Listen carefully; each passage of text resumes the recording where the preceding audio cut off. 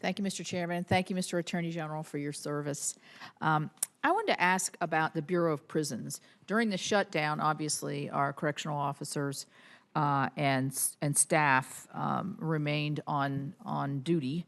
But we have Hazelton in West Virginia. We've had several murders at Hazelton. We've had, and I'm sure Senator Manchin has the same thing.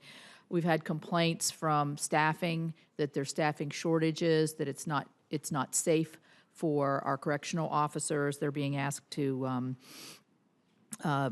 perform different duties maybe than what they were originally assigned for. And in the budget, there's a funding reduction for correctional officer staffing and salaries in the budget. Could you help me square with that? And is this a national problem that you're finding across the BOP? I think this is an area where we have stumbled. And I'll tell you, I've been looking into this because it's been very frustrating to me, because I think I've always supported Bureau of Prisons in the past and think it's a great organization. And if we're going to have people incarcerated, we have to make sure they're incarcerated under proper conditions. Right. We are, the way I look at it, our authorized level is good and adequate. It's that we're 4,000 to 5,000 people short of our authorized level. Now, why has that come about? A part of that overall number may be because of the hiring freeze, which I lifted yesterday. Oh, good. But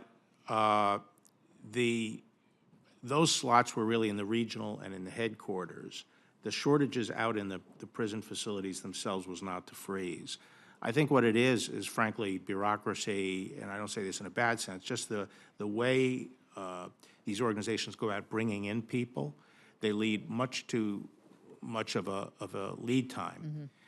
So the way it works in the Bureau of Prison, if a person at this level leaves, then the next person moves up, and they don't start the process of hiring a new person until sort of everyone's taken a new chair. Right. And then they go out, and it takes months and months and months to get that person on board. That makes no sense, because every year we lose 2,600 of these correctional officers. So my view is we just have to turn on the spigot and just keep these new entry-level people coming in at a rate where we're going to be able to get up to and maintain our enacted level. So I think this is largely a snafu by the department, and that's how I interpret it, and that's how I'm approaching it. Well, thank you. I mean, I'm glad to hear what you've said in terms of getting more people in, because the ratios are going up, and in certain situations can be very dangerous for the officers that are working there, and then it discourages people from wanting to stay. Right. It's a tough job. It's tough. So anything we can do to help on that. I'd like to ask you about the opioid crisis. When you came to visit me, we talked about this. It's just a scourge on our country, but really in our particular region. I know that you are increasing the budget in that area, but are there areas that are working better on the disruption part of the drug interdiction that you think we need to put more emphasis on, rather than spread out as far and wide as we are?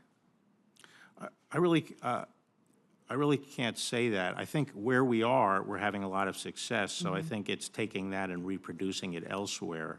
And as you know, we have essentially a two-pronged strategy. One is to illicit, the legal drugs that have been overprescribed and diverted, and created this population of people who are addicted, and we have to push that down to a smaller group. And that, I know Senator Manchin mentioned that hotspot. We have a lot of resources now focused on doing that, and I think we're going to be announcing some major successes in doing this. And then the other is going after the big operations in Mexico, right. and then the local distribution. We are adding $254 million of HIDTA money to our budget, where it will be administered through DEA as well.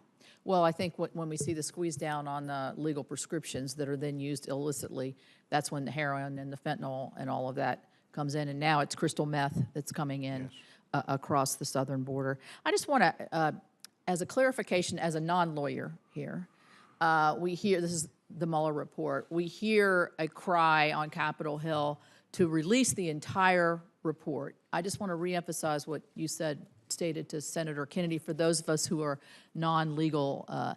That would be a very unprecedented and damaging to just put the whole thing out there, and an unreasonable request. Am I stating that correctly? I don't know if it would be unprecedented, since I'm not really sure what happened in the Watergate situation. I know the report came out 50 years later, I think. But